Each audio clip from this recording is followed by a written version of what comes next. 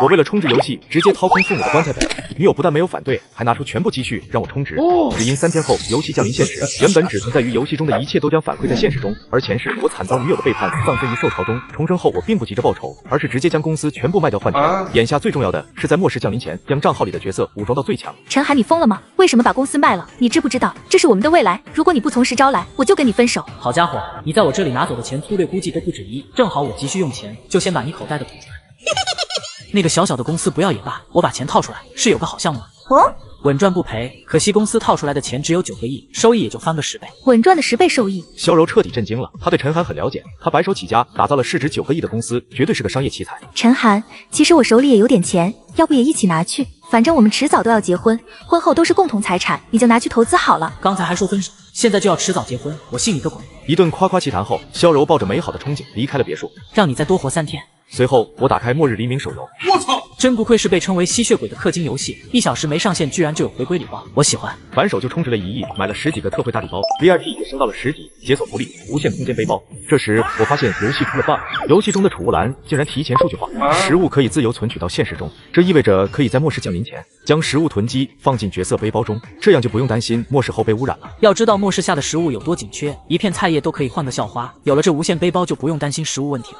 说着，我打开了游戏的玩家交易场，花了8000万将交易场里面的食物全部买了下来。不仅要囤积食物，还要垄断整个末世的食物市场。这8000万应该只是整个游戏里50%的食物，光凭这些难以垄断整个食品市场，看来还得在现实中囤积食物才行。半小时后，百辆大卡车将各种各样的物资送进了别墅大院。陈老板，您要的东西送来了，都卸在这里吧。我没有理会他们，等货全卸下来，再慢慢放进背包。而此时，游戏里已经炸开了锅。卧槽，哪位大佬把交易场的食物都买走了？不是出 bug 了吧？这怎么可能是一人能全部买走的？这得上亿金币吧？还有个问题，这么多食物，大佬的背包能放得下吗？威使是背包无限空格，看看充值榜上有没有这人物就知道了。此话一出，无数人都点开了游戏的充值榜，榜首正是威使，同样也是唯一一个。卧槽，这哪来的大佬？威使需要充值1亿啊，这是托吧？不用说了，肯定是游戏官方的人，谁会充值1亿那么傻？此时充值榜第2的 V8 玩家不倒翁对于凭空出现的西装暴徒很感兴趣，接着我便收到了不倒翁的私信，我没有理会对方，紧接着就收到朋友的问候。经历过上一世，我很清楚这些人是人是鬼，我逐一回复，消息一发出，对面一片沉默，毫无意外，全都拒绝了，只有一人打来了电话，死党涛子。兄弟，有啥情况好好说，我明天带上钱过去找你。好啊，明天见。我和涛子是在孤儿院认识的，当了半辈子兄弟，在末世也是一起扶持过来，只是他为了救自己，提前被萧柔那贱人害死了。就在这时，陈涵，你是不是疯了？往一个破游戏充那么多钱，你脑子被驴踢了吗？怎么不跟我商量？小柔啊，这就是我的项目啊。这就是你说10倍利润的项目吗？那我的1亿呢？你也充进去了？是啊，我算了一下，这波要是成功，世界首富是跑不掉。萧柔脑袋都要炸了，他辛辛苦苦存下来的钱被充进游戏里了。陈涵，这项目我不参加了，你快把我的1亿还回来，这是我的血汗钱，我不能没有它，你快把钱还给我。怎么你不相信我吗？末日黎明要降临现实世界，我这是提前囤积食物，稳赚不赔的买卖。玩游戏玩的脑子坏掉了是吧？快把钱还给我，要是我的钱没了，我就改了你。距离末世降临还剩2天，第2天一大早我就被铃声吵醒。韩哥，我在你门口，货物也给你弄来了，你直接进来吧，东西卸在后花园就行。上一世对于他的死，我很是内疚，这辈子一定要好好补偿。而且涛子厨艺了得，以后在饮食方面还得依仗他。韩哥，东西都弄好了，1000吨牛肉，1000吨猪肉，还有各种鲜肉、海鲜之类的，其他零食什么的我都弄来了。辛苦了兄弟。韩哥，你能告诉我发生了什么吗？准备这么多东西，一辈子都吃不完啊！涛子很了解陈涵，傻事他绝对做不出来。可无论是卖公司、氪金手游，还是囤积食物，这一系列的行径却让涛子懵逼了。一时半会很难跟你解释，明天晚上你就知道了。这2天就留在这里陪哥玩玩游戏吧。就在这时，4辆豪车缓缓驶来。为了充值游戏，我卖了3颗腰子，只因3天后游戏末世降临现实，而前世我惨遭女友背叛，葬身于兽巢中。重生后我并不急着报仇，而是抢光他所有物资，让他光溜溜的迎接末世降临。距离末世还剩2天，此时豪车上走下来3个男人。陈涵脸色一沉，前世就是他们联合萧柔夺走了他所有的物资。我说陈涵老弟，你这是干什么？囤物资？怎么世界末日了？囤什么物资？他是打算宅在家里玩一辈子游戏吧？他们认为陈涵就是玩游戏玩的脑子坏掉了。涵哥，好久不见。前世他为了保护陈涵，被萧柔折磨致死。想起这些，陈涵不由得握紧了拳头，重生归来，定要报仇雪恨。陈涵，你实在令我太失望了。我原本很看好你这位后起之秀，没想到你卖掉公司就为了玩游戏。这一幕，陈涵心里有些难受。这是他最敬重的人，平日里也给了陈涵许多帮助。待末日降临，希望一切都会清楚。雪儿，我们走。老爸，我想跟涵哥玩一会，你先回去吧。卖公司凑现金囤物资，是末日要来了吧？你怎么知道？哟，我猜对了，果然是小说里的套路。那你相信吗？我不相信什么末世，不过我相信你。说小金库有多少钱？100万？1000万？不，你太小看我了，是1亿。真不愧是江海市首富的千金小姐，都冲游戏里吧，以后你就是世界第2富。好的。凌雪二话不说，直接打开了游戏。尊敬的 VIP6 玩家萝莉小甜心，你已为西装暴徒充值1亿。萝莉小甜心与西装暴徒亲密度达到生死相依，激活特殊属性。卧槽，大小姐，你怎么也跟着他发疯？算了，随便他怎么霍霍，自己手上还有一些资产，足够他挥霍的。陈寒，你给我站住！你是疯了吗？买这么多东西干嘛？陈寒，快把我姐的钱还回来！难怪这么久没回来，原来是去找帮手了。陈寒，今天要是不还钱，信不信我削了你？陈寒神色冰冷，眼中带着一股杀气，吓得萧子豪直哆嗦。就你这个废物老弟，还指望他来教训我？陈寒这是怎么了？他不是一直都很爱我吗？怎么会这样对我？萧柔感觉眼前的男人无比陌生，甚至有些恐惧。随后他注意到了旁边的凌雪。陈寒，你把我当什么？这就找了别的女人？那又怎样？说实话，你真的没一样能比上人家。你们，我可以跟你分手，但你要将我的1亿还回来，而且还要赔偿我1亿的青春磨损费。可以啊，6月1号来拿。姐，看他答应的这么痛快，再多要点。1亿太少了，要赔偿我2亿。我给你3亿，永远滚出韩哥哥的视线。萧柔姐弟惊得瞪大了眼睛，心头狂跳。我知道你，江海市首富的千金，如此大人物，应该也不会食言。我1号再来取钱，你给我准备好。临走还不忘吐槽一句：难怪连公司都卖了，原来是攀上了高枝。我还以为陈寒是什么高尚的天才，我呸！站住！你敢打我？打的就是你这个贱人，谁给你资格侮辱我韩哥哥？萧柔何时受过这种屈辱？但想到凌雪的身份，还有那位到手的3亿，她忍住了。记住你答应我的3亿。哼，本小姐会赖你的账。刚要给他爸打电话要钱，却被陈寒拦住了。你真想给他钱啊？不然呢？别傻了，虽然明晚开始前就没用了，但也不能满足他精神上的欲望。不仅如此，我还要让他感受末世的摧残。账号里的金币和一切物资都留着，不要再浪费在升级上了。凌雪给他充值了1亿后，账号上的金币再次富裕起来，反手就清空了交易所里的全部钢材，因为他要打造超级末日堡垒。接下来就是角色战力问题了，又往游戏里充值1个亿 ，VIP 升到了11级，奖励灵能晶石100颗。灵能晶石是玩家升级的重要资源，而且副本暴率低的吓人，全靠800抽的大保底。还有一个途径就是交易所，现在里面只有1万多颗，陈寒直接全部买下，这样才能在末日初期与玩家们拉开距离。陈寒没打算现在升级，眼下最重要的是资源，准备先继续氪金到 VIP 15，因为 V15会激活强大的3S 级隐藏职业剑仙，跟现在的战士根本不在一个级别。就在这时，你完了，是你送上门的。他要去抢光萧柔账号里物资，让他光溜溜面对末日的到来。陈寒这个傻子，居然真的把所有身家都氪进游戏里，真是弱智。萧柔点开西装暴徒的面板，看到 VIP 11，金灿灿大字顶在头顶。该死，要是再给我2年时间，这些钱就都是我的了。就在此时，聊天界面弹出一条信息：陈寒找我干嘛？难道他还没有放下我？不对，刚才他的表现并不佳。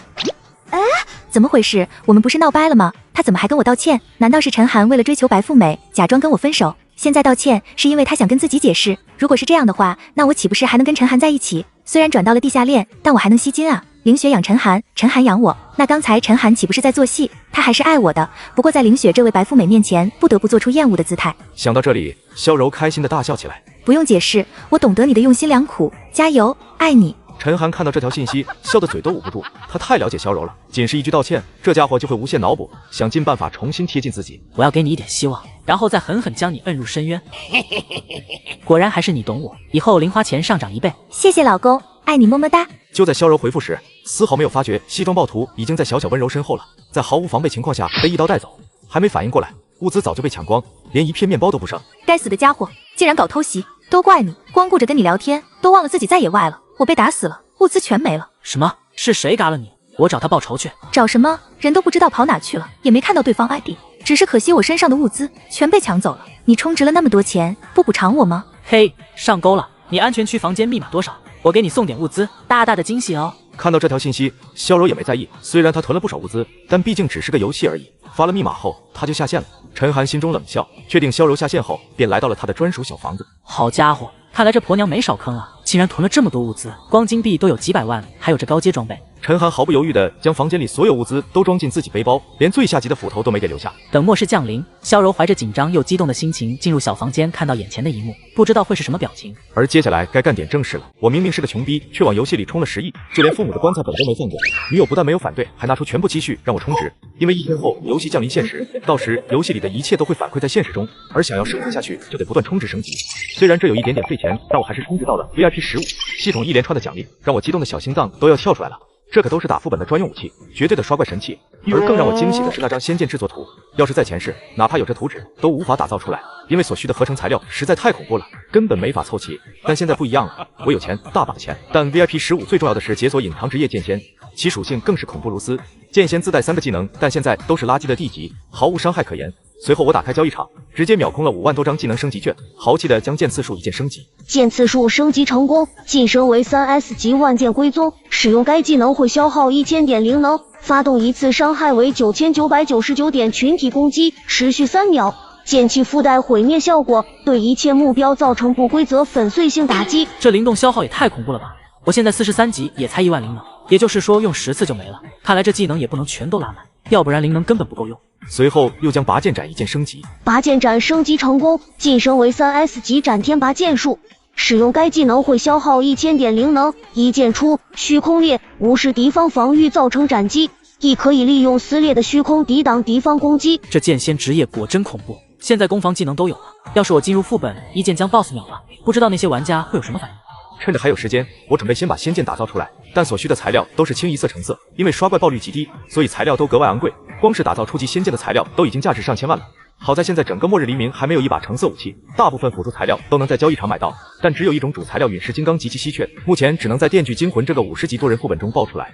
但现在连实力榜第1的不倒翁都无法通关，他的通关要求并不是击杀最后的 BOSS， 而是需要存活半小时，这不是简单的要求。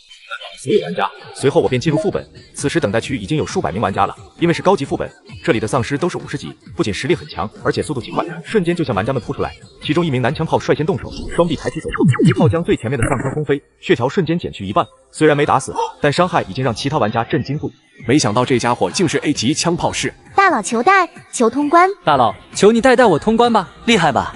等会你们就跟着我，我带你们通关。看到这一幕，我嘴角一扬，我要开始了。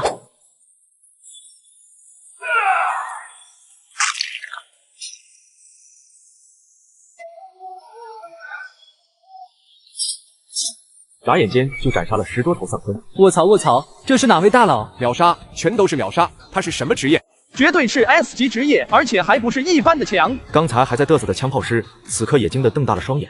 我全力一击才打出3000多伤害，他仅仅用平 A 就能打出7000多，跟他一比，我就是菜鸡啊！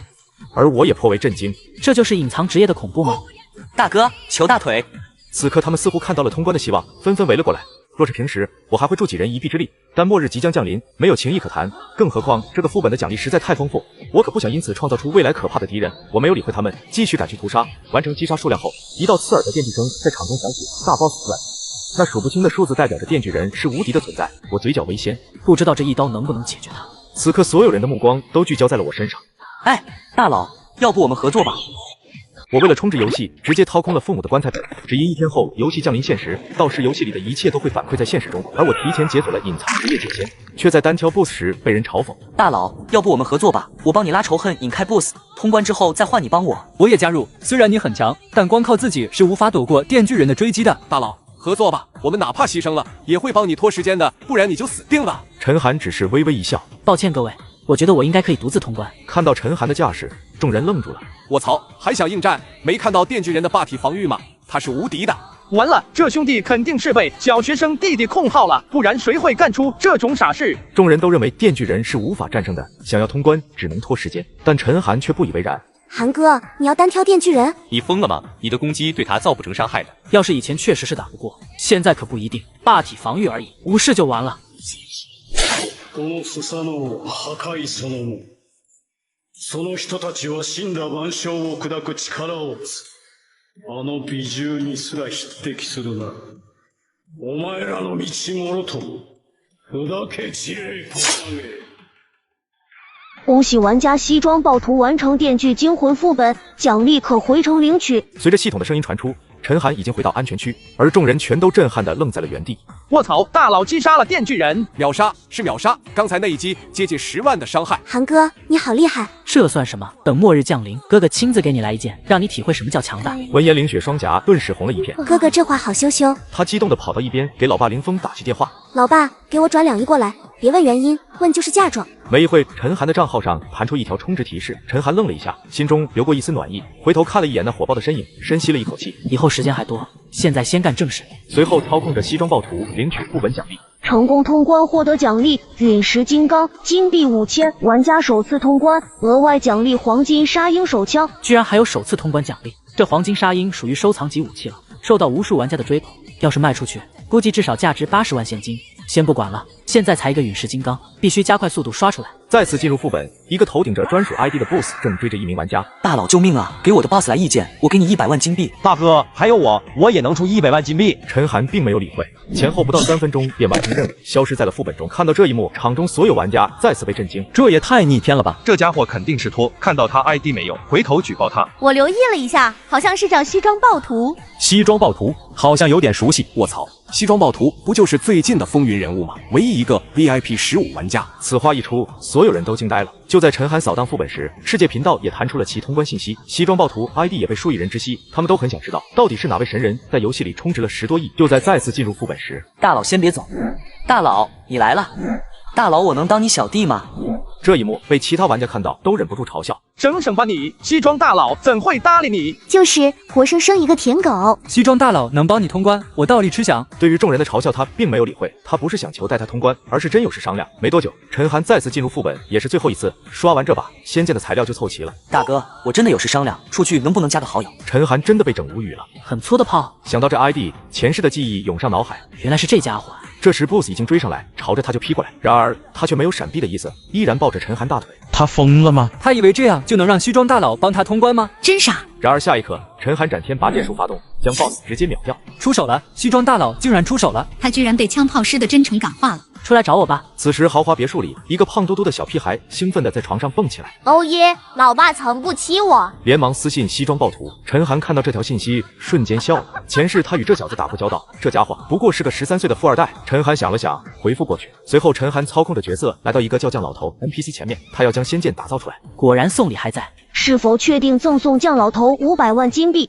送礼成功，恭喜您与酱老头亲密度达到至交好友，触发隐藏福利，打造成功率提升至80%。这是他前世得到的信息，没想到真的可以。打造成功率提升后，仙剑很快打造了出来。而等游戏降临现实，届时里面的 NPC 都会变成真人，这时候与 NPC 交好会有莫大的帮助。接着，陈寒继续拜访 NPC 美女医生艾丽、酒馆老板凯莉、饭店老板老宋、守城的士兵、卖鱼的老莫、装备商城强哥。此行足足花费了上亿金币。陈寒不仅没有心疼，反而很开心，因为这些 NPC 好友他们的用途无法想象。来到最后一站，一位身穿长裙的女子安静地站着远眺，似乎在看避难所外的事物。前世陈寒曾远远见过这位神奇的女子，第一面便惊为天人。虽然对她了解不多，但陈寒绝不敢轻视她，因为后面的一切都没有那么简单。我明明是个穷逼，却往游戏里充了10亿，就连父母的棺材本都没放过。女友不但没有反对，还拿出全部积蓄让我充值。只因1天后游戏降临现实，游戏中的一切都将反馈在现实中，而前世我被女友所害。重生后，我却并不急着报仇。就在这时，游戏官方的一则公告让所有玩家瞬间陷入恐慌。虽然很多人并不相信，但同样也有很多痴迷的玩家准备氪金。登录游戏时，却让所有人惊呆了，充值通道竟然关闭了。消息一出，让不少人相信了几分。韩哥，末日是真的吗？想起陈寒最近的举动，他感觉这是80%是真的。跟我来吧。随后来到一堆食物面前，陈寒大手一挥，食物瞬间消失了。这一幕把凌雪和涛子都看傻了。卧槽，变魔术吗？韩哥，你怎么做到的？就是放进储物篮了，等游戏降临，你们都可以做到。末世就像游戏里的那样吗？一想起游戏里的丧坤，涛子身躯不由得一颤，而凌雪不但不紧张，反而有几分兴奋。她相信陈寒会保护好她。小雪，明天你去把叔叔接过来，以后我们就在这建立一座末日堡垒。好的。放松心态，做好迎接末世的准备。与此同时，游戏的公告传遍了全世界，各国官方更是不停地发布澄清的告示。但奇怪的是，这款游戏不但没被封，还在世界聊天频道挂起了倒计时，犹如死神降临一般。更让人震惊的是，陈寒竟再次出手，秒空了1到9级的新手装。卧槽，西装大佬是什么意思？他在谋划什么大计吗？关键是他买这么多新手装备也没有用啊，超过10级就不用了，这都是垃圾货。就是，我半个小时就能升到10级了，度过新手期，谁还用这破烂？因此，不少玩家都认为陈寒是官方的托。目的就是为游戏吸引热度。还有不少人直接私聊西装暴徒，怒骂他的行为，但陈寒只觉得可笑。等末世降临，等级重置到1级，没有低级装备，看你们拿什么面对末世。算了，反正我已无敌，你们随意就好。此时，江海市3巨头也注意到了陈寒的举动。你们说末日黎明不会真的降临现实世界吧？老李，这种鬼话你也相信？可陈寒那小子的行径确实很可疑。别看他年轻，从商3年就把公司搞得风生水起，甚至都能动摇到我们的地位。他真的会傻到卖掉公司，将钱全部冲进游戏里吗？闻言，何东发和吕不凡皱起了眉头。之前他们3人就想搞垮陈寒，直到将他公司收购，才对他放松了戒备。这小子确实不是反物，仔细分析他的所作所为，的确可疑。难道他知道末世要来临？要不我们去问问他？你问，难道他就会告诉你？一个游戏而已，难道真能颠覆世界？不过说实话，我还真想末日降临呢。为什么？你们别忘了，我们可都是资深玩家，一身紫色装备，更是 A 级职业者，有这实力，怕什么末日？说不定还能在末世大展宏图呢。对，末日又如何？我们依然是人上人。末日传闻持续发酵，萧柔也得到了消息，他猛然想起陈寒对他说的那个10倍利润的项目。发财了，发财了！要是末日真的降临，陈寒如此大动作，肯定不止赚1个亿，那我岂不是反手就赚了10亿？不，按那家伙的性格，绝对不止赚10倍那么简单，我至少要拿50亿。不对，陈寒那么爱我，他的钱都是我的。想到这里，他连忙给陈寒发去信息：嘿嘿，上钩了，不用过来，今晚12点，白金汉酒店等我，有惊喜。收到回信，萧柔感觉整个人都坠入了云端，他哪管什么末不末世，只要有钱，天塌下来也就这样。距末世降临还剩6小时，陈寒驾车赶往白金汉酒店，不出意外，那里会出现末世第一个空投箱。随后便来到顶楼，看到灯火阑珊的城市，不由叹息，又要回到那个末世了。不过没关系，这次做了这么多准备，在末世简直不要太容易。这时，陈寒的手机却一直响个不停，但他并没有理会，都是萧柔发来的。看到这些信息，陈寒冷笑一声：“这拜金女到现在还在想着捞钱，别着急，我还有事要忙，切记过来12点。”不要吃东西。他可不想萧柔因为吃了污染物变成丧坤，这样也太便宜他了。很快，时间来到23点59分，离末世仅剩1分钟。经常嘎人的都知道，砍骨刀比萝卜刀好用，只需一刀便可致命。但术法之人发现手法无伤，更加极端。就在众人绝望时，我提着萝卜刀缓缓走来，一刀一个小可爱，如同砍瓜切菜。因为游戏末世降临现实，人类会继承游戏内的一切数据，但等级都会被重置到1级，初期无法使用高级装备，现实中的武器更是没有任何伤害。作为重生者，我提前秒空了游戏内的所有低级装备，却被人嘲讽是个纯纯的大冤种，还说都是些狗都不用的垃圾货。然而，当他们意识到问题的严重性时，众人脸都黑了。西装大佬，求你卖我一把新手装备吧，我现在被堵在厕所了，不敢出去。大佬，我也要新手装，我在餐厅被丧坤围攻了。灾难当头，你竟然囤物资，良心不会痛吗？西装暴徒真是毫无人性，竟然垄断装备市场，简直不是人！我劝你快将装备放出来。看到这些话语，陈寒心中冷笑，都末世了，你跟我谈良心道德，真是搞笑。说罢，我继续斩杀丧坤，在击杀10之后，系统发出提示：恭喜玩家升至2级，属性增加，获得装备加成。但这样下去，要升到10级转职，估计还要击杀100多头丧坤，看来得加快进度了。就在这时，刚才被击杀的丧坤上方竟爆出一份小龙虾，这是他生前吃下的食物，被嘎后会以游戏道具形式爆出来，这也是目前玩家唯一获得食物的途径。随后，我陆续把爆出来的食物都收进了储物篮，当然我是不会吃的，但可以卖出去，后期很抢手的。与此同时，也有人盯上了我手里的唐刀，他们都是老玩家，一眼就认出那是把紫色武器，有了它就能有自保能力，甚至能掠夺更多的资源。大哥，怎么回事？他好像有防护服啊！完蛋了，我们是提到铁板上了，赶紧溜吧！哼，人不犯我，我不犯人。既然你们动了歪心思，孰可忍，审不可忍。好家伙，真不愧是老玩家，这些食物和装备材料，估计也充了不少钱。若不贪心，以后会混得很好。可惜了。我看了一眼时间，空投快来了。这时萧柔却打来电话：陈寒，你在哪呢？末世降临了，我看到外面有很多丧尸，我好怕。前世萧柔在我的照顾下，他才能在末世存活，这一世定要让他好好体验一下末世的凶残。陈寒，你快来吧，我真的好害怕。哦，别急，以后有的是你急的。我要让他在希望中绝望，又在绝望中更绝望。被挂断电话，萧柔气到原地爆炸。陈寒，你居然敢挂我电话，你完了！我真的生气了，没有1个亿都哄不好。然而他并没有意识到事情的严重性，丝毫不担心外面发生的丧坤危机。随后我向着天台走去，却发现天台的门被反锁了。我立刻回想起前世那个得到空投的人，我一刀将整个铁门4分5裂。随后3名女孩惊恐地看过来，而这3人我都认识，为首的是沈月，其余2人是姐妹花夏春和夏秋。前世我跟他们有过交集，才无意间得知空投会落在这里。我没有理会他们，抬头看着天空，果然有一个空投盒子缓缓降落。看到我的目标是空投，沈月3人脸色变了又变。月姐，我们的空投，算了，我们抢不过他的。沈月是个聪明人，他一眼就看出我是不好惹的。随着空投落下，一股浓郁的红烟随之飘出，目的就是为了让更多玩家发现空投的位置，同样也会引来丧坤。我立马打开空投，看到这2件橙装，我激动不已。因为这套橙色新手装是前期唯一一套橙色装备，500的防御值在第一阶段就是无敌的存在。我直接将橙装换上，随后空投箱的东西全都爆了出来。有点意外的是，竟然还有1件紫装弓箭和3张职业卡，而沈月3人看得两眼放光，尤其是那套橙装，简直是致命的诱惑。这原本都属于他们的，只可惜被截胡了，惹又惹不起。就在他们趁机溜走时，我喊住他们：“给我站住！”游戏末世降临现实，游戏中的一切都会反馈在现实中，而我凭借着前世记忆抢了邮箱，竟开出了橙色装备和大量物资。就在沈月3人溜走时，我叫住了他们：“给我站住！”3人目光警惕地看向我：“你还想干嘛？我们已经把空投都让给你了。”看到这，我只感觉一阵好笑。你们是把我当成色狼了吗？放心，我对你们不感兴趣。这里面有一些食物和3张职业卡，你们拿去吧。前世我与沈月合作颇为愉快，也算是有点交情。若将所有东西都带走，他们很难活下去。这些东西真的给我们？过来拿走吧。谢谢你。赶紧离开吧，再不走就来不及了。我们能跟着你吗？在末世，我不会傻到带几个陌生人在身边。抱歉，我帮不了你们。那能加个好友吗？或许我们以后还会再见。沈月看到我 ID 后，整个人愣在原地。是他？谁啊？你认识？你们都认识？最近的风云人物，西装暴徒。什么？竟然是他！2姐妹惊得捂住小嘴，不敢相信我就是氪金10多亿的大佬。我们也快走吧，好好活下去，以后找机会报答他。我一路厮杀来到停车场，这时萧柔却打来电话：“陈寒，你到哪了？快点过来，房间外面有很多丧尸。”我知道有很多丧尸，所以现在正准备回家。回家？你不是来接我吗？我已经来了，但上面丧尸太多了，我就不上去了。什么？你不来了？你不来我怎么办？没事，国家应该会派军队出来救援，我去喊人来救你。等救援？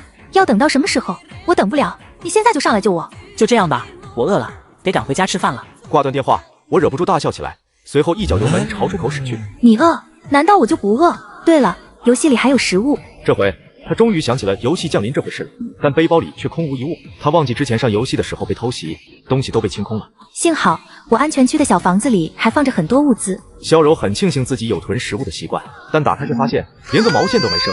萧柔如五雷轰顶，这明明是氪金玩家专属的小房子，没有密码，谁都进不来，怎么会被偷了家？不对，是陈寒，一定是陈寒，密码只有他知道。他上次说要给我惊喜，竟然是搬空我的物资，他为什么要这么做？我不就是要了他1亿吗？随后萧柔继续给陈寒打电话，却都是无人接听。这时他才意识到被耍了。陈寒，我是不会放过你的。下一刻，他似乎想起了什么。地下停车场，既然我走不了，那你也别想走。随后他拿起一个蓝牙音箱扔向了窗外，这是出酒店的必经之路。随后附近的丧尸顿时被吸引了过来。此时我驾车冲出停车场，却被丧坤堵在了路上。什么情况？门口为什么有这么多丧坤？就在这时，我注意到有个灯光四射的物体。我去，谁这么缺德把音响放着？你这臭婆娘，烦不烦？哟，谁说要回家吃饭来着？怎么还停在酒店门口不出去呀？听到这话，我立马就反应过来，果然是你扔的音响。陈寒，我现在给你2个选择：第一，马上上来接我，我关了音响，一起逃出去；第二，萧柔整个人都气炸了。这是你逼我的。转身抱起房间里的椅子，去死吧！椅子精准砸中了车子，响起了刺耳的警报声。丧坤瞬间转头向车子的方向走来，看到我要被丧尸包围，萧柔说不出的痛快，而下一刻却被震惊了。我手握屠刀，面对丧尸群如入无人之境，一刀下去，数个小西瓜被嘎掉。他这么强，还跟我说害怕丧尸不来救我。没一会便击杀了数百只坤坤。恭喜玩家升至10级，监测到你有1张3S 职业卡，是否进行转职？我选择了否，因为现在还不是时候，后面还有更大的用处。而此时萧柔瞪大了嘴巴，完蛋了，这把自己唯一逃跑的希望给得罪死了。不对，只要我低低头，陈寒一定会原谅我的。以前我总是耍性子，没少犯事，他还不是一样爱我吗？对，陈寒他肯定还是爱我的，只要我认个错，他还是会回到我身边，只要我撒个娇，那还不是手到擒来。萧柔心中暗喜，宝贝，你好厉害哦，快上来带我走吧。好一个不要脸的女人，前世还竟然嘎在这女人手上，简直是耻辱。直接拒绝她，倒不如将她哄下来。我救你，你以后能好好听话吗？没问题，以后我会好好伺候你，绝对不耍性子。果然，陈寒还是抵挡不住我的诱惑，他还是那么的爱我，永远都会败在我16群下。那好，你先下来吧，我在这里等你。下来，让我自己下来。萧柔傻眼了，外面全是坤坤，只要开门就立马被围堵。你别开玩笑，你就不能上来接我吗？连自己下来的勇气都没有，怎么跟我在这末世活下去？怎么配跟我享受我准备的资源？你不下来就算了，我要回家吃饭了。而萧柔此时已经幻想出在末世大鱼大肉的生活了。陈寒别走，我立刻下来，你等我。随后他拿起小刀冲出了房间，拼命地往楼下走去。我没打算直接离开，要等他下来的时候亲眼看着自己离开，这才痛快。就在这时，我突然感觉有一股危险气息在靠近，我猛然回头，竟看到一双眼睛死盯着我。是半感染者，有意思。半感染者是介于人类和丧坤之间，不但有原本的智慧，而且身体素质大到惊人。但奇怪的是，他并没攻击我的意思，也许看出我不好惹。陈寒，快来帮我！他竟真的安全逃出来了，看来求生欲望挺强的呢。快帮我嘎掉后面2头丧尸，带我走。为了安全起见，我不能带你走。这样吧，明天若你没有变成丧尸，我就来接你走。说完，我便启动车子，一脚油门轰走，而萧柔却在背后狂追。就在这时，韩哥，速回，家被偷了。游戏末世降临现实，游戏里的一切都会反馈在现实中。在我抢了首个口头箱后，没想到家被偷了。一往无前的浪。我刚到达别墅区，就发现了保安的尸体。我看了一眼伤口，这绝不是丧坤造成的。是奔着我来的吗？果然之前囤物资还是被人惦记上了。如果是这样，那小雪他们就有危险了。说罢，我急促地往家赶去。为避免打草惊蛇，我从侧边翻了进去，就发现2个躲在门后的小可爱。给我一个目标，还你一片寂静。贯穿。我去，竟然这么多金币，还穿着防护服，这些家伙到底什么来头？韩哥，回来了没？我躲在2楼客房了，敌人快找到我了。我立马反应过来，对着2楼阳台用力一跃跳了上来，随后进入凌雪说的房间，但并没有发现她。这时房门把手被轻轻转动，一名男子走了进来。他怎么都没有想到我会突然出现在这里。就在这时，一道黑影飞扑过来。韩哥哥，你终于回来了。凌雪低声哭泣着，眼泪哗啦啦的落在地上。好了，现在没事了，告诉我发生了什么。末世降临后，他们就闯进来了，有8个人，手上都有新手武器，还穿着防护服，我们都不是他们的对手。涛哥和爸爸为了保护我，被他们打晕抓住了。他们被关在哪了？应该在后花园。韩哥，你小心一点。放心吧，你先找个地方躲起来，等我回来集合。随后我走向后花园，我没有现身，将头缓缓探出，果然涛子和林峰被绑了起来，身旁还有2名男子看着。加上嘎掉的3个，怎么还差2个？算了，先解决这几个。是时候来发炸裂的开场了！小心来人了！随后提着匕首就冲向涛子，还想拿人质？看我一剑！看剑！ Triple kill！ 就在这时，一个金发青年走了出来，交出身上所有资源，我就饶你一命。你们是什么人？下一刻，其身上亮出一身紫光。看到没有，我全身紫装，等级更是升到了5级。你确定还要跟我打吗？金毛青年神色无比嚣张，丝毫没有将陈寒放在眼内。这家伙能在短短时间内升到5级，放在整个蓝星都是相当炸裂。若不是有团队帮他，他是不可能这么快达到的。你好像很自信啊？那你的意思就是不配合喽？小黑子，你上，练练的。小黑明显有一点害怕，握刀的手紧张的都出汗了。金毛哥，我没嘎过人啊！这可是末世，嘎人都不敢，还怎么混下去？这回小黑咬了咬牙，握着小可爱就冲向我，而我丝毫没在意小黑，长刀一旋，一刀带走，干净利落。怎么可能？小黑穿的可是紫装啊，怎么可能被一刀爆了？就算是我都做不到，你到底什么实力？此时他才意识到我绝非普通人，能提前囤购大量食物和装备，氪金10多亿的狠人，怎么可能是简单的货子？西装大佬，我错了，我不应该招惹你，放过我吧，我给你磕头了，求求你不要嘎我。是谁指使你来这里的？闻言，金发男愣了一下。我说出来，你能放了我吗？我知道眼前的人都是小卡拉米，真正的幕后指使另有他人。我说是。我去还有同伙。陈寒脸色很是难看，这是重生之后第一次吃瘪。真没想到江海市还冒出这么一个团队，不仅装备精良，行事还果断，行动失败就直接嘎掉同伙。这次确实是大意了，为了那套橙装，差点让家人犯险。这时涛子和林叔慢慢醒来，还好只是受了点轻伤。随后我将他俩扶回房间，接着我把凌雪带到另一个房间，这里是别墅的中心控制室。我们得抓紧将末日堡垒搭建起来，不然总被偷袭可就麻烦了。韩哥，你说的末日堡垒是什么呀？我要用游戏里的钢材将整个别墅包裹起来。整个别墅那得有上千平方啊！要是包裹起来的话，那还得算上楼层的高度。你现在怎么弄？而且现在也找不到建筑工人啊。现实世界的材料是挡不住丧尸的，哪怕是航空用的合金也不行。就算可以，我们也找不到，更加不可能短时间将别墅武装起来。凌雪愣了一下，随后反应过来，你意思是用游戏里的材料？下一刻，他的个人面板便闪过一道信息：开始动手吧，我怕那些家伙会去而复返。凌雪接收了陈寒的邮件，当他看到里面的东西时，顿时瞪大了双眼。这么多，你不会是把整个交易场的合金钢材都清空了吧？而且还是最高级的成色，难怪你要卖公司氪金。你那边只是1/3而已，我要将整个别墅区都打造成一个钢铁堡垒。来吧，抓紧开始吧。这就是游戏降临后的好处，不用搬砖，也不用拿电击焊，仅用全息操作就可以完成。与此同时，江海市三巨头正举杯畅饮，似乎在密谋着什么。我99岁半的职业竟长出了99块腹肌，力量更是大到一拳打死9头牛。只因游戏末世入侵现实，所有玩家都会继承游戏内的职业和数据，而我提前秒空了交易场里的所有装备，并且囤积了大量物资。就在我遥遥领先别人时，没想到末日第一天就被别人抄了家。而此时江海市三巨头却正举杯畅饮。还得是吕老板厉害，竟然提前布局，让儿子带着一支专业电竞队回来。有了这支队伍，我们称霸江海市指日可待。对，等得到陈寒手中的资源，还怕个锤子末世？陈寒手上有大量装备和食物，若是能得到，我们就相当于垄断了整个市场，就连官方都得给我们几分面色。那是自然。话说他们去了那么久，也该是时候回来了吧？话语刚落，一名青年走了进来。我们失败了，第3小队差点被全灭。听到这话，3个老家伙顿时一愣。那小子不简单，趁他还没有建立防线，我要带上所有人杀过去，打他一个措手不及。他手上的资源，我必须要得到。说完，吕飞航看向他老爸，那就赶紧行动。随后，一行人拎着家伙就往陈寒庄园赶去，却被眼前一幕惊呆了。这是什么？这钢铁堡垒是怎么回事？不对，这钢铁堡垒满满的科技感，绝对不是现代产物。我们是来错地方了吗？懵逼中的几人有点懵逼。我们来晚了，别墅被陈寒武装起来了。他就知道陈寒遭遇袭击后有所反应，于是他以最快的速度杀过来。没想到还是晚了一步。现在怎么办？能不能破进去？吕飞航看向身后的小弟，他们都是专业电竞选手，对游戏有非一般理解。这时，队长张阳辉站了出来，他和队员们感情深厚，没想到才刚开始就牺牲了8名兄弟。他发誓要嘎掉陈寒，为兄弟们报仇。老板，在游戏中，钢材分有很多种，跟装备一样分为5个等级，最低的白色防御值是100，蓝色1000，依次往上。橙色则是100万，而根据伤害来说，张阳辉说了一大堆关于游戏的设定及相关数据，听得几个富豪云里雾里，虽然听不懂，但就是感觉很专业的样子。行了，说了这么多，你就说能不能破开就完了。张阳辉拿出那把紫色弓弩，试试就知道，只要不是紫色和橙色，我都有办法破开它。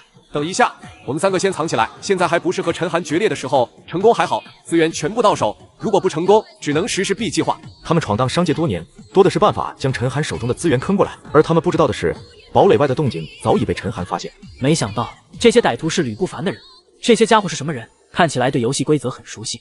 陈寒心中升起一丝疑惑，上一世这些人可没有在江海市出现过。韩哥，我认识他，吕不凡的儿子 ，AG 超会玩电竞公司的老板，他身后的人估计都是专业的电竞玩家，应该是吕不凡被你的操作醒悟，提前让他儿子带人回来了。这让陈寒有些意外，他也没想到这么快就碰上了专业玩家了。难怪他们个个装备精良，原来是专业玩家，那他们包里肯定很有钱。一旁的林雪有些好奇，你要这么多金币干嘛？你现在包里应该还有几10亿吧？花不完，根本花不完啊！其实他的金币早在最后一次囤新手装的时候就用的差不多了，但作为重生者，他深知金币在后期的作用，没有金币根本无法升级，所有战力都是靠金币资源堆上去的。得想个办法将这些家伙身上的钱搞到手，直接嘎了他们倒是简单干脆，但这样太便宜他们了。我要在商业上碾压他们，用他们最引以为傲的方式击败他们。很快，陈寒心中就有了想法。与此同时，张阳辉扣动扳机，箭矢猛然射出。看到这个数值，场中所有人都惊喜不已。这小子居然用的是蓝色合金打造的堡垒，看不起谁呢？这1000防御值，我们随便都能破开。继续加把劲给他破开。这一刻，仿佛陈寒囤积的资源唾手可及，毫无难度。眼看合金墙壁快要被破开，但吕不凡却皱起了眉头。不对劲，不对劲，事情太顺利了，而且他们都砍了一阵子了，也没见陈寒出来阻挡。不会是那小子的诡计吧？吕不凡心越来越乱，一股不安的情绪涌上心头。肯定不对，快住手！警告：防护服已经破碎，防御值归0，请注意防御。该死，怎么有炸弹？你问我，我还想问你呢，你不是确定不会有陷阱吗？在来之前，吕飞航让张阳辉再三确认有没有陷阱，但都得到了张阳辉的保证。不可能，他怎么可以使用陷阱炸弹？张阳辉难以相信发生的一切，因为这的陷阱炸弹他也有不少。但现在是末世第1阶段，在储物栏里的热武器都被锁定无法使用，也正因如此，他才敢毫无顾忌地打破陈寒的安全屋墙壁。我去，这小子开挂了吧？他怎么可以使用未解锁武器？看到这一幕，陈寒忍不住笑了出来。陷阱炸弹是在空投箱里开出来的，怕是现阶段独一无二的热武器。还等什么呀？墙都炸开了，快冲进去！连炸弹都使出来了，这墙还能坚挺？就在这时，一道金光亮起，上面弹出一道信息。看到眼前的一幕，所有人都忍不住口吐芬芳。他们累死不活的打了那么久，结果被耍了。蓝色合金墙壁里面还特么有一面橙色合金墙，这怎么拆？能想出这样设计的人到底是有多贱啊？简直太恶心人了！这橙色钢铁堡垒，别说是现在，就算是40、50级，拥有强大异能，都只能望洋兴叹。100万的防御值，玩个锤子啊！陈寒这该死的家伙，我就说他没那么简单。这下怎么办？还能怎么办？光凭我们这些人的实力，根本不可能破开这钢铁堡垒。这回是赔了夫人又折兵，将兄弟们的尸体和资源盒子带走，撤退。他一共带了40人回江海市，本以为能大展手脚，没想到在陈寒这里就嘎了14人，这让他无比愤怒。杭少就这么走了吗？我们兄弟的仇怎么报？先回去从长计议，既然武不成，那就用文的。幸亏他留有后手，没有露脸。只要他和陈寒还有联系，那陈寒手中的资源就早晚会被他骗来。论商业，陈寒那小子还嫩了点。就在众人要离开时，一支弓箭缓缓冒出头来。打完就想跑，问过我的箭了吗？嫡袭，快散开！一根根箭矢不断射出，如同是死神的镰刀，疯狂收割性命。妈的，快跑！跑在最前方的吕不凡3人早已经吓得胆寒，他们第一次感受到死亡是如此的近。这次是我们大意了，现在他有钢铁堡垒保护，我们暂时动不了他，实行 B 计划吧。将你们手上的金币都拿出来，让我给他上一课。游戏末世降临现实，我把一件最垃圾的新手装卖到了50万天价，买家竟还夸我良心，弹幕更是好评如潮。即使天价，却还供不应求，上架就被秒空。而这样的新手装我还有200多万件，但我只卖99件。就在大家求着我出售时，我却不卖了。就在这时，吕不凡打来电话：“陈老弟，我们也合作多年了，如今有大生意，你不会忘了我吧？要不我们合作一把，反正你装备多，我帮你分担分担。”听到这话，我冷笑一声，看来鱼要上钩了。不必了，我能慢慢消化，谁会嫌钱少呢？那你是不答应喽？你可知道现在有多少人窥视你身上的资源？不少人在挖你家地址呢。你说，要是你的地址被传出去，会有多少人来找你麻烦？你这是在威胁我？不敢。现在你陈寒可不是一般人，我只是想合作，双赢嘛。吕不凡一副拿捏死陈寒的语气，让其身旁的一行人脸上都泛起了笑意。还是吕老板厉害，一个小手段就拿捏住了他。双赢可以，但你必须保证不能泄露我家住址。装备也可以卖给你，但必须按照市场价。哟，那可不行，你那价格太贵了，我可买不起。听到陈寒妥协，便更加嚣张起来。这样吧，1亿，我要5万件。他们似乎吃定了陈寒，态度很强硬。没想到这么快就咬钩了。好，就按你说的，但你也要遵守承诺。听到这话，众人激动不已。牛啊，不愧是商业大佬。而他们不知道的是，末世第2阶段马上来临，等级也会开放到20级，到时玩家开始继承异能并使用高阶装备，那时新手装便成为垃圾。没多久，吕不凡就发来了交易请求。没想到这家伙居然真有1亿金币，这让我不得不重新审视吕不凡的团队。看来吕飞航这个电竞团队的实力不差啊。这并不意外，他们这些电竞选手每天都会打副本赚金币，除此之外还有很多方法赚钱，门路多着呢。要不然吕飞航怎么会放下家里那么大的产业去搞电竞？但他们不知道的是，为了凑齐这1亿，吕不凡几乎变卖了所有值钱的东西。此时所有人紧张地等待着陈寒的交易，这可是他们所有的财产。要是陈寒反悔，他们未来的日子可就难走了。但如果交易成功，他们就会成为这世界一方霸主，这是一场豪赌。您成功与西装暴徒完成交易，请注意查收邮件。成功了！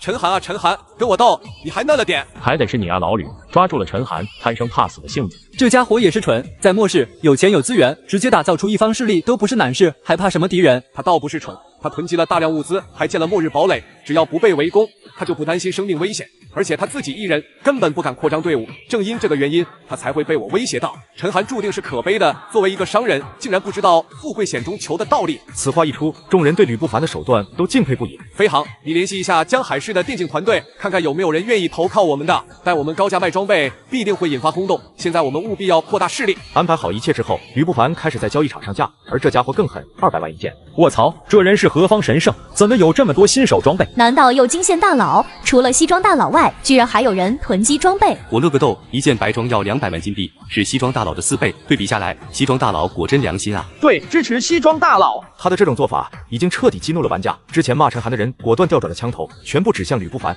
相比之下，反而有人为陈寒站台。看到这些言语，吕不凡皱起了眉头。他没想到大家反应这么大，就连买装备的人也寥寥无几。看来我们的定价超出了世人接受的范围。要不降价吧？按这样下去，装备非但卖不出去，连口碑都搞坏了。没办法，最后只能重新标价，直到降到100万才开始有人接受。装备慢慢被清空，1亿成本，短短几个小时时间就赚了数百倍，所有人都乐开了花。就在这时，交易场上再次发生了变化。陈寒又出手了，上架了5万件新手装备，价格还是50万，一上线立刻被抢光。此时世界聊天频道又轰动起来，这次全是支持陈寒的，而越来越多的人开始讨伐吕不凡的行为。而吕不凡他们丝毫不在意这些，在他们眼中永远利益至上。只有吕飞航陷入了沉思，这很明显是陈寒给他们埋下的陷阱，但诱惑太大不得不踩。他预感到陷阱下面的万丈深渊要来了。游戏末世降临现实，我的女友竟在众目睽睽下被昆王照顾了一晚，而她不但没有反抗，反而异常兴奋。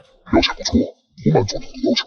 我要报仇，我要折磨死陈寒，让他生不如死。此话一出，无数坤朝着庄园涌去。与此同时，系统商城上线，但不到1秒钟，所有消耗类商品全部被秒空，需求量可想而知。不光要有20年的手速，还要有大量金币。我打开了载具一览，价格更贵到了一个大谱。而我在直升机和坦克之间，最终选择了越野车。别问为什么，因为别的不会开。随后林雪迫不及待地坐了上去，我准备带她去兜兜风。车窗摇下来一点，看见丧尸就射击。然而两人一路驱车走了几百米，都没有看到一头丧鲲。咦，不对啊，为什么一头丧鲲都没有？我也觉得不对劲，直到庄园出口。此时庄园大门处，一层粉色保护罩将丧鲲全都挡在了门外。原来是吕不凡的人，看来这次没少赚，都升级粉色合金材料。看到一辆越野车开出来，全都诧异的看过来，他们都是吕不凡新收来的，根本不认识陈寒，更不知道庄园里还有这号人物。居然还有越野车，这可是价值1亿金币的玩意啊！门开一下，我要出去。兄弟，想出去可以，留下买路钱。我冷笑一声，吕不凡没有告诉你们我是谁吗？老子管你是谁，现在这里是吕老板的地毯，想出去就得给钱，100万金币拿出来就可以出去。下一刻，我猛踩油门，直接将壮汉撞飞5米开外。虽有紫装防御，但脑瓜子也是嗡嗡的。随后我提着萝卜刀走来，冷峻的盯着众人。再给你们一个机会，立刻开门！卧槽，你还敢动手，都跟老子抄家伙，嘎了他！看到我这架势，众人都望而却步，毕竟大家都是混口饭吃，能不上绝对不上。也有聪明的给吕不凡打去电话。什么？陈寒那家伙跑出来了？你们有30人是吧？给我打！向其生擒住！我现在就带人出来。不得不说，吕不凡赚了钱后更加嚣张起来，丝毫不在意陈寒的威胁。随后带着手下奔向门口。怎样？吕不凡接电话了？没猜错的话，那家伙应该会放自己出去，毕竟还不是时候翻脸。除非吕不凡不想在我手上拿装备了。老板说嘎了你。此话一出，众人就要动手。没有丧鲲，嘎个人练练剑法也可以吧？话语刚落，我挥起手中的萝卜刀，惨声顿时响彻庄园大门，甚至还遮盖了外面丧尸的咆哮声。天啊，这家伙一身成装，我的刀根本伤害不了他。不可能，新手装备怎么会有成装？场中还生还的几人都看傻眼了，不由得生出了一股寒意。我并不打算嘎光他们，对于这些人还有大用处。随后我掏出一盒香烟。吕不凡给你们多少报酬？我翻1倍。烟，他有烟。看到我拿出了烟，所有人都躁动起来。卧槽，你怎么会有烟？烟不是都成了污染物了吗？看到这些人的神情，我不由得泛起一丝冷笑。我是故意的，这些家伙都是天天坐在电脑前的电竞选手，那都是1等1的烟民，在末世没有烟抽，对他们来说是多么致命。尤其是那一口大黄牙的4眼仔，双眼都在发光，但此时他们如同年板上的鱼肉，又怎敢提要求？我将手中那包香烟扔给了4眼仔。大佬，有事您直接吩咐就行。命我就不要你们的了，要烟也好说，但过2天要帮我一个忙。没问题，大佬，兄弟们随时等着你安排。快，都给我快点！这时吕不凡带着一群人赶来，待他们看到眼前的一幕时，瞳孔猛然一缩。怎么回事？陈寒呢？这怎么可能在短短时间内，你们人就被嘎了一大半？你们穿的可都是紫装啊！老板，那人太狠了，他嘎了我们好多人，他还有越野车，直接就撞开了墙壁跑出去了。对方有多少人？什么多少人？就他一个人。什么？他一个人嘎了你们20多人？闻言，吕不凡等人脸色瞬间就沉了下去。他怎么都想不到陈寒是怎么做到的。大意了，就不应该跟陈寒翻脸。现在这情况，他肯定不会再卖装备给我们了。现在怎么办？没了装备，我们的财路就断了。如今系统商城上线，众人都清楚金币的重要性，这个时候更不能将金主得罪啊！听到两人的话，王良鹏心头咯噔一跳，他现在终于知道那青年是谁了。那不就是传说中的西装大佬吗？卧槽，我刚才竟然还跟他干架，我特么是真的疯了！这等人物是咱能惹得起的吗？幸好和西装大佬合作了。他偷偷看了一眼吕不凡，心中暗笑，这傻蛋居然跟西装大佬斗，这不是找嘎吗？这事是我们大意了，我先打电话稳住陈寒，让他再给我们卖一波装备，不惜代价稳住陈寒，等我们赚够之后再扩展实力。可是陈寒还会再卖装备给我们吗？他敢不卖，我们现在是一条绳上的蚂蚱，要是不卖，那就鱼死网破。随后回到自家庄园，吕不凡拨响了陈寒的电话。哟，吕大老板，怎么是想看看我还活着没有吗？吕不凡强忍着心中的愤怒。陈老弟说笑了，刚才都是误会，我正想打电话给您道歉呢。我那些小弟不认识你，有所得罪，你大人不计小人过，原谅老哥，老哥给你赔罪了。对于吕不凡这老狐狸，我早已经见怪不怪。有事直说，买装备的事就别说了，你这家伙太狠了，将价钱抬得那么高，比我都要赚得多。我装出一副妒忌不满的态度。老弟啊，我这次就是想给你加价的，为表诚意，我将价钱提到5亿，利润对半分了，你觉得怎样？你也知道，老哥我赚这钱也不容易啊，背后承受的风险很大的。知道现在有多少人盯上我吗？私信天天被人轰炸，都说要组团来搞我，我心里苦啊。老弟你就不一样了，躲在背后默默收钱，一点后顾之忧都没有。吕不凡真不愧闯荡商界多年，忽悠的话语是一句接一句。不用说了，装备是不会再卖的。此话一出，吕不凡这边所有人都咯噔一跳，没有装备就失去了资金来源。再加点，价钱再提高点，必须拿到装备。吕不凡脸色顿时沉了下来，并没有提出加价，因为这样毫无作用。陈寒，你要是不卖我装备，别怪我翻脸不认人。大不了鱼死网破，我直接曝光你的身份，带人围攻你。不要看你那堡垒很坚固，只要我们人多，你也逃不了。最后一顿讨价还价，我含泪又卖给了他30万件装备，将其30亿家底全部掏空。这么一来，我囤积的新手装备已经将近清空1半，钱包里也赚了60多亿。没想到韩哥演技这么好，轻松就把吕不凡家底掏空了。你打算什么时候收网？现在全球的金币估计都被你赚的差不多了吧？你太小看这个游戏了，区60亿是真不多，光是老玩家就有上亿，人均万元户的话，那就是10万亿。你说60亿是不是不值一提？更何况金币是会不断产出的，只要杀丧尸就有机会爆出金币，钱永远赚不完。闻言，凌雪若有所思，一脸崇拜地看着陈寒。韩哥，你简直太帅了！这末世才开始，你就搞到这么多钱了，简直让人难以置信。最赚钱也就是今天了。随着时间推移，越来越多新手装备流入市场，那就不值钱了。幸好有吕不凡替我赚钱，要不然我真不敢卖这么高的价。我估计现在已经有人去找吕不凡了，不出意外的话，今晚就有一场好戏。卧槽！系统商城刚上线就买了越野车，谁这么有钱？还用说？肯定是吕不凡，除了他还能有谁？可不是，我算了一下，那家伙至少赚了30亿。30亿啊！要是我们有30亿，都能在这末世横着走了吧？兄弟们，你们也看到了，吕不凡这家伙富得流油，只要嘎了他，我们就发财了。我带着老鼠先进去探探情况，等我们消息。好，老大小心，吃香的喝辣的就靠你了。很明显，这是一支盯上吕不凡的小团队，而如此的团队，在这附近还有2个，他们都在密谋着怎么干掉吕不凡。吕不凡等人也开始感觉有点不对劲，因为世界频道上讨伐的声音明显小了，似乎都保持着一种默契，这让吕飞航一众手下都紧张了起来，加强了巡逻的人手。而萧柔也马上到了。游戏末世降临现实，我的女友竟在众目睽睽下被昆王照顾了一晚，而她不但没有反抗，反而异常兴奋。与此同时，讨伐大军陆续赶到，而光头胜2人早已进入庄园。胜哥，吕不凡又开始卖装备了，这次直接上架了10万件装备。卧槽，10万件，又是20亿金币，那岂不是说这家伙现在起码有50亿的身家？2人心中激动无比，有这些钱，足够他们一群人在末世下快活潇洒了。只是我有个疑问，交易场的新手装备明明是被西装暴徒买走的，但为什么吕不凡有这么多装备？难道吕不凡和西装大佬有什么联系？老鼠的话让光头胜陷入了沉思。如果是这样的话，那就麻烦了。西装大佬太恐怖了，他在末世来临前的举动就足以证明他对末世有所了解，这种人绝对不是我们能招惹的。然而老鼠却没有这样担忧。老大，只要我们得到了吕不凡的家产，管他什么西装大佬，有这些钱谁都不用怕，大不了我们远走高飞。难道西装暴徒还找得到我们不是？那可是50亿啊！而且那家伙身上肯定还有不少装备，这些都是钱。闻言，光头胜双眼也被金币蒙蔽了起来。没错，富贵险中求，走去探探吕不凡住在哪里。此时在小区门口，另外2队人马也纷纷赶来，一帮是江海市出名的混混青帮龙头刀哥，而另一帮则是包工头孟头。光头胜那家伙呢？不是说好一起进攻吕不凡的吗？别说了，那混蛋肯定是怕死，不敢动手。不用管他，我们这些人足够了。说罢，众人就往小区里走去。与此同时，光头胜已经找到了吕不凡的住处。卧槽，这是什么东西？是钢铁堡垒。吕不凡的老狗赚了这么多钱，肯定会打造一个安全屋。要是这样的话，光凭我们100来人还真破不开。老鼠疑惑地打量着四周，不对劲，怎么没有人把守？对呀，吕不凡的手下呢？光头胜心头咯噔一跳，不对劲，可能有埋伏，先撤退。而这时，吕不凡几位大佬坐在别墅里，兴奋地看着金币入账。陈寒那家伙还是太嫩了，有钱都不会赚，论商业头脑，他真的差远了。我早就说他是个废物，要不是有林峰，他能将公司搞起来。说实话，真的很感激他为我们做的嫁衣。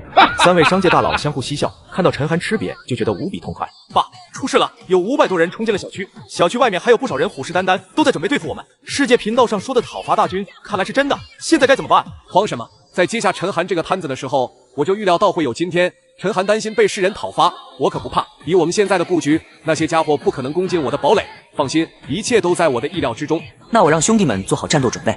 别急，这样的话不就如陈寒所愿了吗？你让几个面孔生一点的兄弟去陈寒的堡垒看守，将那些蠢货都引到陈寒那边去。闻言，2人愣住了。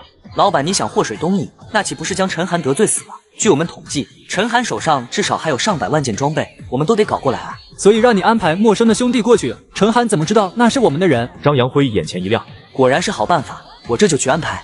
很快，几名手下就离开了吕不凡的庄园，而这时，光头胜和老鼠刚好走到这里。这里才是吕不凡的家。那刚才我们看到的末日堡垒，到底是哪位大佬的？不对，情况不对，小区里居然有2座钢铁堡垒，绝对有诈。光头胜神色变得凝重起来。走，先跟上那几个人，看看他们想干什么。 2人跟着吕不凡的手下一直往回走，让他们震惊的是，这4人竟然一直走到第1座堡垒前，就这么守在门口。看到这一幕，光头胜2人满是疑惑：难道这座末日堡垒也是吕不凡的？卧槽，那吕不凡也太有钱了吧！居然搞了2座末日堡垒，这简直就是暴发户啊！我总感觉这事情没那么简单。很明显，刚才那座堡垒人声鼎沸，说明吕不凡的手下都在那里。而这座末日堡垒静悄悄，只安排4人把守，这不是找嘎吗？此时，堡垒里的林峰和涛子也是一脸蒙圈。这是什么人？这不会是吕不凡的人吧？他们这是要把住出口，不让我们出去吗？而这时，大门的方向传来了轰动，数百人浩浩荡荡的冲了过来。没等众人反应过来，看守大门的男子掏出了弓，直接发射击，锋利的箭矢直接扎入了人群中，数人应声倒下。卧槽！吕不凡的人动手了，兄弟们，给我干他！看到密密麻麻的人影冲过来，4人撒丫子就跑。吕不凡，你该死！然而，等众人冲到堡垒门口时，人早就跑没影了。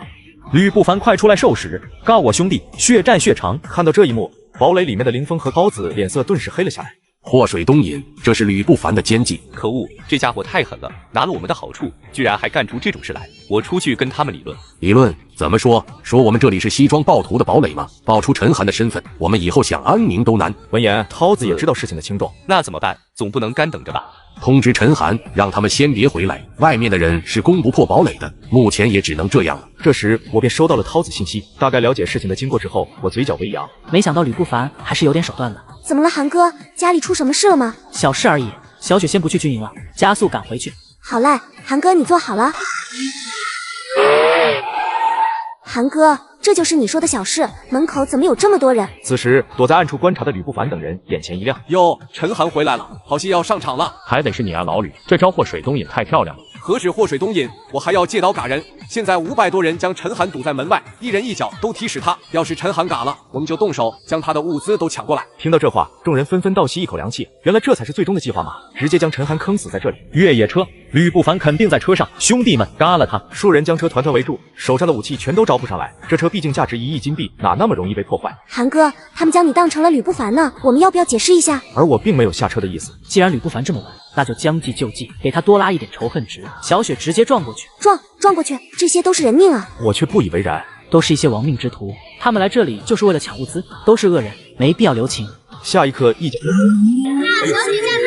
混周4十吕不凡，你不得好使！吕不凡，你这个畜生，快逃啊！其余的人全都疯狂逃走。所谓讨伐大军，不堪一击。待人群走光之后，我的目光看向一旁的暗处，还不出来吗？此话一出，躲在暗处的2人浑身剧颤，他们敢确定，这绝对不是吕不凡，这是另外一位大佬。光头胜也大概猜到了事情的因果，面前这座堡垒是这位大佬的，而吕不凡则陷害了他，将讨伐大军引来了这里，试图借刀嘎人。你刚才是在录像？大哥，放过我吧，我不敢了。没事，将你拍到的视频放到游戏论坛上面去，标题就这么写：吕不凡罔顾生命，屠杀讨伐大军，人人得而诛之。视频上传之后，告诉今晚逃走的人，吕不凡的大本营在前方1公里处。听到这话，2人如坠冰窟，一脸惊恐地看向陈寒。这人是魔鬼吧？他这么做的话，就是直接将吕不凡置之死地啊！听到陈寒的话，躲在暗处的吕不凡等人脸色顿时变得难看起来，这无疑是将他们推上风口浪尖。除了舆论，此举必定会招来更多的敌人。吕不凡脸色阴沉似水，他怎么都没想到陈寒居然会搞这一出。老板，我现在就带人出去干他！你给我冷静点！你现在冲出去，除了把他得罪死，毛都碰不到头。这小子已经猜到我们的目的了，再闹就是撕开脸皮，彻底翻脸，不能再拖了，务必将其手中的装备都搞到手。走，先回去想办法。这时，一则视频轰动了世人，视频一出来，瞬间就轰动了全球，舆论一边倒，吕不凡的大名彻底被世人认识。不仅如此，无数人纷纷向庄园赶来，一股恐怖的势力即将形成。就在这时，吕不凡却打来电话。游戏末时降临现实，就在吕不凡想祸水东引除掉我时，我却将计就计，将讨伐军对他的仇恨值拉满。气愤的几人只能再商对策。而这时，吕不凡却打来电话：陈寒老弟，听说讨伐大军跑去你那了，都怪我不好，没能拦住他们。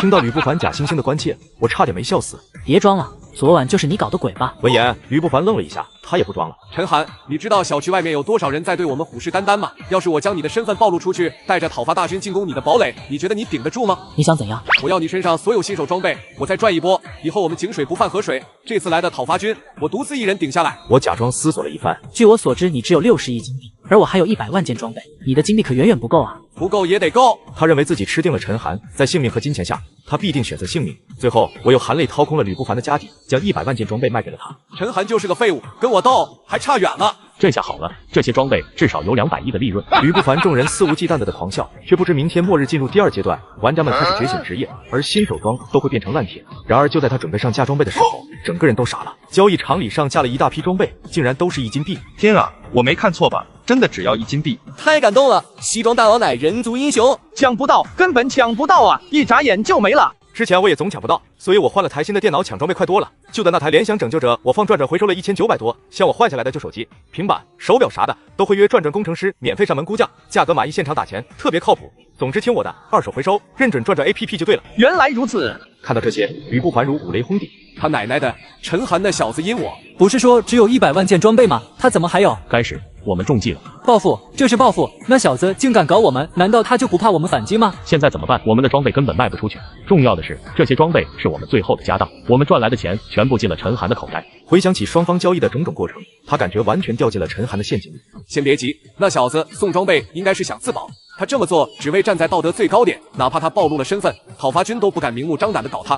不得不说是好手段，大家别担心，他手上装备应该不多了，只要他送完，我们依然可以高价卖装备。吕不凡的分析让众人的心安定了不少。没错，就算80%被感染变成丧坤，但装备始终是紧缺的。待陈寒送完装备，我们手上的依然有大价值。陈寒啊，陈寒，你以为这样就能脱身吗？我多的是办法搞你。而就在这时，吕飞航着急的跑来。不好了，讨伐军又来了，这次足足有3000人奔着我们来的。什么3000人？此时，陈寒等人站在堡垒顶楼，看着密密麻麻的讨伐军路过，带头的不是别人，正是光头胜。他按着陈寒的吩咐，跟讨伐军透露了吕不凡真正的住所。快，兄弟们，吕不凡的堡垒就在前面不到1公里。看着3000大军远去，小雪等人深吸了一口气。韩哥真有你的，利用吕不凡高价卖装备，将风头全部转移到吕不凡头上，实际上所有金币最后都回到了你手上。而你不仅没有受到社会的谴责，反而站在了道德制高点，成为世人口中的仁义之士。韩哥，你才是真正的奸商啊！钱不钱的无所谓，我只是单纯的想弄吕不凡，在他最自豪的商业领域打败他，这不是最痛快的事吗？听到这，众人纷纷为吕不凡感到悲哀，由始至终都被陈寒玩在股掌之中，不仅没赚到1分1毛，还要被世人觊觎家产。吕不凡，交出不义之财，可放你一命！接着，3000人齐声呐喊。听到这叫喊声，吕不凡差点没吐出血来。我哪有钱？钱都去了陈寒那里了。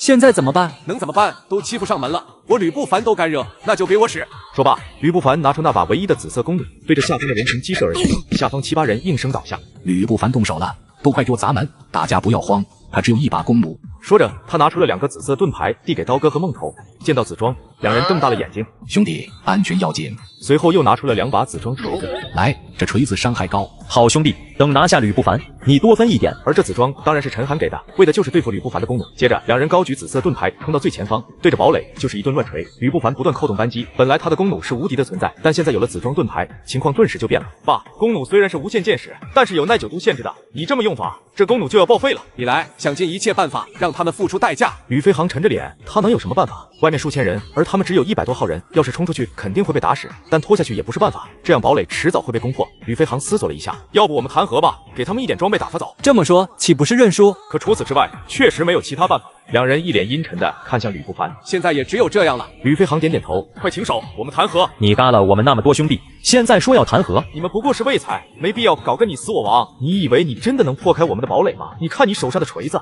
也快崩坏了吧？就这样怎么破门啊？被点中痛处，刀哥和梦头脸色顿时难看起来。这样吧，我给你们1万件新手装备，你们每人1套。此话一出，不少人都心动了。他们大部分人都是没有新手装备的，根本奈何不了丧坤，更不用说升级了。可如果每人都给1套装备的话，那他们就有了生存的能力。我操，你们这就心动了？吕不凡上100亿身家，1万件装备就想打发我们？当我们是乞丐吗？我们要钱，要食物。听到这话，众人回过神来。对啊，1万件装备对上100亿身家，简直就是施舍。众人顿时就不干了。我们的钱已经用来买装备了，除了装备，我们一无所有，食物就更别说了，我们都吃不饱。骗鬼呢！既然没有诚意，那就继续打，兄弟们给我轰！打你妹啊！这么厚的合金，我们得拆到什么时候？能谈和自然是好事。这时，吕飞航看穿了众人的心思，10万件，我给你们10万件装备，立刻给我滚蛋！听到10万件，讨伐大军一个个激动不已。好，成交！光头圣人都蒙圈了，这可怎么搞？他陈寒让嘎了吕不凡，但现在他们要讲和，怎么向西装大佬交代？他立刻通知陈寒，说出了如今的情况。这好办，我让人打开门不就行了？打开门。然而下一刻，那面偌大的合金保护罩真的打开了。看到这一幕，所有人都蒙圈了。卧槽，西装大哥你是神啊！说开门就开门。老大，西装大佬有点邪乎啊，这下怎么办？还打不打？就在这时，人群中走出来2个人。我为了充值游戏，直接掏空父母的棺材本。女友不但没有反对，还拿出全部积蓄让我充值。只因游戏降临现实，存在于游戏中的一切都将反馈在现实中，而我却在游戏官服前氪金100亿，囤积了上百万件新手装。凭借着这些装备，我在末世赚得盆满钵满。这也让我的死对头吕不凡等人分外眼红，无时无刻不想抢夺我的装备。于是我将计就计，让他掏空家底，清空了我所有装备。因为末日即将进入第2阶段，这些新手装如同烂铁，根本就卖不出去。得知真相后的吕不凡想利用讨伐大军除掉我时，我却将吕不凡的诡计告诉了讨伐大军。得知被耍后，讨伐军直攻吕不凡的住所。就在双方僵持不下时，我却叫人直接打开了大门，所有人懵逼的有点懵逼，而开门的这2人正是我暗中收买的小弟。没等众人反应过来，一辆装甲车冲了出来，在生死危机关头，吕不凡等人选择放弃末日堡垒逃命。西装大佬，吕不凡跑路了，怎么办？我并没有在意，失去了一切的吕不凡好比丧家之犬，这个赚钱的工具人已经毫无作用。没事，就这样吧，料他也不敢再回来了。我关掉通话，笑着看向众人。好了，第1阶段就差不多了，小赚120亿，接下来放松1天，迎接后天的末日第2阶段。而这时，我收到了一条短信，看着短信内容，我脑海中闪过那个家伙的身影。他是龙国最后一位天师，从小跟随父亲学道，天赋极高，才12岁便被推上了天师的宝座。这样一位人物，我自然要收入麾下。随后，我便带着林雪赶往机场。出奇的是，这机场明明已经沦陷了，但丧坤的数量并不多。韩哥，感觉这里有点安静啊。我抽出了唐刀，一脸谨慎地戒备着。走，进去看看。然而下一刻，眼前的一切将2人都震撼住了。偌大的机场站着不少坤坤，全都安静地站在原地，身子在轻微的挣扎。他们似乎被什么固定住一样，双脚被牢牢粘在原地。韩哥，这是怎么回事？这难不成是职业者干的吗？可是第1阶段怎会有人觉醒职业？就在这时，几名身穿西装的男子缓缓走了出来。江海机场现在是我们的地盘，无关人等迅速离开。突然，伴随着高跟鞋的声音，一名美艳女子缓缓走出。你就是西装暴徒？你们是什么人？我是张道天的贴身秘书。我想告诉你，那小子非要来找你，我拦不住。既然末世已经开始，那你就跟着我们吧。以后好好听话，管你吃香喝辣。闻言，我拉着林雪转身就要走，这让曲丽有些意外，但她并没有阻拦。这种家伙怎么值得少爷追随？老大，别走啊！老大，我在这。这时，一个1.5米左右的小孩从厕所里跑了出来。西装大佬，是我，很粗的炮。听到这话，我转过头来，看到了前世那张熟悉的脸庞。很粗的炮，我看你毛都没长齐。老大，没想到你真的来救我，我好感动。看到张道天这副模样，曲丽和那群保镖全都亚麻呆住了。我乐个豆，你可是天师，在别人眼中高高在上的存在，怎么能做出如此有损形象的事来？以后他就是我们的老大，都给我叫老大。小天，别闹。